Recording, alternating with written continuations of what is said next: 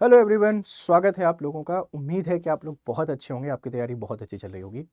जैसा कि आप सबको पता है कि हम आपसे बहुत ही इंपॉर्टेंट न्यूज़ जो रहते हैं, आप उनको न्यूज़ कह सकते हैं, आर्टिकल कह सकते हैं, और आपके एग्जाम के लिए बहुत ज़रूरी जो करंट अफेयर्स के टॉपिक हैं डिस्कस कर रहे हैं। और ये जो टॉपिक हैं ये वीडियो सीरीज़ के थ्रू मध्य प्रदेश से रिलेटेड सब कुछ आपको यहाँ देखने को मिल रहा है।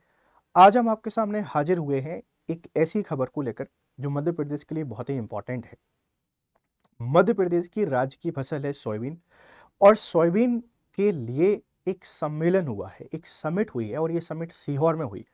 क्या है, क्यों की गई, ये सारे एस्पेक्ट आपको समझाने की कोशिश करेंगे। तो समझते हैं। देखो, सीहोर में सोया किसान सम्मेलन, जो सोयाबीन की खेती करने वाले किसान हैं उन किसानों का सम्मेलन हुआ है। और ये सम्मेलन हमको कहाँ पे देखने को मिला है? सीहोर में। इस बात को ध्यान रखिएगा। सीहोर जो एक समय तक, है ना, एक समय तक आप लोग देखते हैं कि 1972 तक भोपाल जिसकी तहसील हुआ करती थी, और 1972 में जब भोपाल को जिला बना दिया तो फिर ये एक अलग जिला बन गया और भोपाल संभाग के अंतर्गत आता है।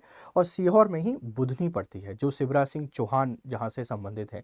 या आप लोग कह सकते हैं रेलवे जो कोच फैक्ट्री है वो भी आपको बुधनी में ही देखने को मिलती है। तो सीहोर में सोयाबीन जो किसान है इनका सम्मेलन हुआ है। और आप सबको पता है कि मध्य प्रदेश को हम लोग सोया स्टेट के नाम से जानते हैं।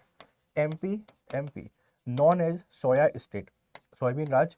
और इसी के साथ में जो सोयाबीन है ये हमारी स्टेट क्रॉप भी है। स्टेट क्रॉप, राज्य की फसल भी सोयाबीन है। आप इस बात को ध्यान रखिएगा। कहां पर हुआ है समिट, पूरी जानकारी आपसे डिस्कस करते हैं। ठीक है भाई, देखो, सीहोर जिले के सिरादी ग्राम पंचायत में, ये ग्राम पंचायत का ध्यान रखना, ये जो सिरादी ग्राम पंचायत है, इस ग्राम पंचायत में सोया किसान सम्मेलन आयोजित किया गया। इस आयोजन में, है ना, सॉलिडे रिडार्ड, soybean processor association of India, UPAL limited, ठीक है, आईसीएआर राष्ट्रीय सोयाबीन अनुसंधान संस्थान, जवाहरलाल नेहरू कृषि विश्वविद्यालय, आरएबीआई भारत खंड कंसोर्टियम एंड ग्राम पंचायत सरादी ने भाग लिया। कौन कौन से संस्थान इसमें पार्टिसिपेट किए, वो सारे के सारे संस्थानों का नाम यहाँ पे लिखा हुआ है, ध्यान रखिएगा। तो ढेर सारे जो संस्थान हैं, इंस्टीट्यूट हैं, ये इंस्टीट्यूट इसमें शामिल हुए। और ये सम्मेलन हुआ कहाँ पर है? सीहोर में हुआ है। कब हुआ है सर? आज आपके पास 9 जून है, तो ये हुआ है 8 ऑफ जून, 8 जून 2025 को, 25 को हुआ है। कहाँ पर? सीहोर में। जैसे आपसे कोई कभी पूछेगा तो एक और कॉर्न समिट होती है मध्य प्रदेश में, कॉर्न समिट। और जब भी आप लोग कॉर्न समिट की बात करते हैं, कॉर्न समिट हमको छिंदवाड़ा में देखने को मिलती है। ये यहाँ पे फिक्स है। लेकिन सोयाबीन का ऐसा फिक्स नहीं है कि सीहोर में ही होगा, लेकिन इस बार हुआ है। और सीहोर का जो सरादी गांव है इसमें, और इसमें बहुत सारी संस्थानों ने पार्टिसिपेट किया। आप इस बात को ध्यान रखिएगा। पर्पस क्या था? पर्पस था पुनर्योजी कृषि कृषि पद्धति, है ना, रीजेनरेटिव एग्रीकल्चर को बढ़ावा देने के पर्पस से इसको शुरू किया गया। पर्यावरण के अनुकूल सोयाबीन उत्पादन में वृद्धि करना है। Promote regenerative agriculture, increase environmentally sustainable soybean production, मिट्टी स्वास्थ्य, जल संरक्षण, फसल विविधीकरण पर जागरूकता बढ़ाना। इनका कहना यह है कि रीजेनरेटिव सोयाबीन या कृषि पर हमको फोकस करना है। मतलब ऐसे सीड्स हमको बनाने हैं, ऐसे फर्टिलाइजर्स हमको बनाने हैं जो सॉइल की उत्पादकता को बढ़ाने में हेल्प करें, ना कि ऐसे फर्टिलाइजर्स और ऐसे सीड्स जो सॉइल डिग्रेडेशन को बढ़ावा दें। रीजनरेटिव का मतलब है कि फिर से अपनी जो वैल्यू है उस वैल्यू को रीजनरेट कर ले सॉइल। और एनवायरमेंट फ्रेंडली हमको फसलें उगानी है, ऐसी फसलों की सीड्स तैयार करने हैं जो पर्यावरण अनुकूल हो, इनसे पर्यावरण को किसी प्रकार का कोई भी नुकसान ना हो। और इसके साथ में जो सॉइल हेल्थ है, ठीक है, वाटर कंजर्वेशन है, फसल विविधीकरण, इन सब पे जागरूकता बढ़ाना बहुत जरूरी है। क्योंकि आप सबको पता होना चाहिए 2004 से लेके 2019-20 तक सोयाबीन का इतना पैदावार हुआ मध्य प्रदेश में कि मध्य प्रदेश पूरे भारत में सबसे बड़ा उत्पादक रहा। ना सिर्फ उत्पादक रहा, पूरे मध्य प्रदेश की तस्वीर बदलने में अगर किसी ने इंपॉर्टेंट रोल प्ले किया है तो वो सोयाबीन की फसल रही है। हालांकि ये हम आपसे अलग से डिस्कस करेंगे कि कैसे मध्य प्रदेश इतना विकसित बना। ठीक है, तो ये सम्मेलन कहाँ पे हुआ है, इसका पर्पस क्या है, आप इस बात को ध्यान रखेंगे, ऐसी मुझे पूरी उम्मीद है। आगे बढ़ के थोड़ी कहानी समझते हैं। देखो, अगर आपसे कोई पूछे कि ऑल इंडिया स्टेट्स में क्या कहानी है सोयाबीन उत्पादन की, तो करेंटली मध्य प्रदेश पहले नंबर पर आ गया है, पहले नंबर पर हम लोग देखते हैं कि 2020 और 21, 2021 से महाराष्ट्र ने लीड ले ली थी। महाराष्ट्र दोबारा पीछे चला गया है, महाराष्ट्र आ गया था, ठीक है, राजस्थान आ गया था, एमपी काफी पीछे हो गया था। लेकिन 2023 के बाद से मध्य प्रदेश फिर पहले नंबर पर आ गया, 23-24 दोनों में पहले नंबर पर रहा। और इसी कारण हम लोग एमपी को सोया स्टेट भी कह देते हैं, सोया स्टेट या सोया राज्य भी कहा जाता है। और इसी से लोग इस पे एक मीम्स भी बनाते हैं कि यहाँ जिसका नाम ही सोया हुआ है वो तो सो ही रहा है, तो क्या ही दिक्कत है। मोहन यादव जी को देखकर लगता भी है कि वो सच में सोए हुए हैं, उनको समझ में ही नहीं आता है कि एमपीपीएससी के हालात कैसे चल रहे हैं। एक बार अगर एमपीपीएससी के बच्चे की तकलीफ को अगर समझेंगे ना, अपने बच्चों का तो कोई फर्क नहीं पड़ता, बढ़िया शादी विवाह चल रहे हैं, सब सेट है, कोई समस्या नहीं है। वो बच्चा जिसके लिए करियर बहुत इंपॉर्टेंट है, उसके लिए एमपीपीएससी पे ध्यान देना पड़ेगा। सरकार सोया राज्य हो, सोए मत रहिए, ध्यान रखिएगा, ठीक है। तो सबसे ज्यादा प्रोडक्शन कौन करता है? एमपी करता है। फिर आप लोग देख रहे हैं महाराष्ट्र आ रहा है, महाराष्ट्र, और महाराष्ट्र के बाद राजस्थान आ रहा है।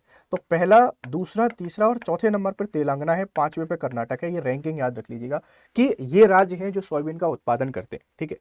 अब देखो सोयाबीन की उत्पत्ति कहाँ से हुई, मतलब सोयाबीन जो है इसकी उत्पत्ति या उसका ओरिजिन आपसे कोई पूछ सकता है कि ओरिजिन कहाँ से हुआ है। तो लोग ऐसा, मतलब फैक्ट ऐसा कहते हैं कि चाइना में ये सबसे पहले, मतलब बिफोर 2000 बीसी, 2000 बीसी के आसपास डोमेस्टिकेशन ओरिजिन, प्रारंभिक जो शुरुआत है वो प्रारंभिक शुरुआत यहीं से मानी जाती है कि यहाँ सोयाबीन की उत्पत्ति हुई और उसके बाद ये फैला, फिर कोरिया और जापान में चला गया लगभग 1000 बीसी के आसपास, ठीक है। साउथ ईस्ट एशिया में पहुंच गया अर्ली सेंचुरी, मतलब एडी में पहुंच गया। यूरोप पहुंचा 17वीं सेंचुरी में, और यूनाइटेड स्टेट्स पहुंचा 18वीं शताब्दी में। और 18वीं शताब्दी में यूनाइटेड स्टेट्स पहुंचने के बाद वहां से ये फिर 20वीं सेंचुरी में एक मेजर क्रॉप बन गया यूएसए की, और इंडिया भी उसी टाइम पे आया। 1960 के अराउंड आप लोग देखते हैं कि 1960 में ये इंडिया में पॉपुलर हुआ, और 1970 के बाद इसकी खेती होना प्रारंभ हुई। अगर आपसे कोई बात करेगा मध्य प्रदेश, तो बच्चे एमपी में ध्यान रखना, सबसे पहले खेती इसकी देवास में होती है। जो देवास है, इस देवास जिले में पहली खेती होती है। देवास जिले के बाद फिर जो इंदौर डिवीजन है, इस इंदौर डिवीजन में खेती होना शुरू होती है, और उसके बाद फिर ये पूरे मालवा में फेमस हो जाता है।